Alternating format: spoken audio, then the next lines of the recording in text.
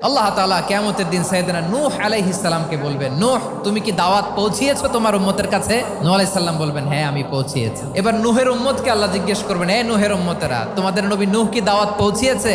নূহের উম্মত বলবে, না আল্লাহ, কোনো দাওয়াতও আমরা পাই নাই, আপনারাও চিনি নাই, জান্নাতও চিনি নাই, জাহান্নামও চিনি নাই। নূহ আলাইহিস সালাম বিপদে পড়ে যাবেন। তখন আল্লাহ বলবেন, নূহ তোমার পক্ষে কোনো সাক্ষী আছে? নূহ আলাইহিস সালাম বলবেন, আছে। কে?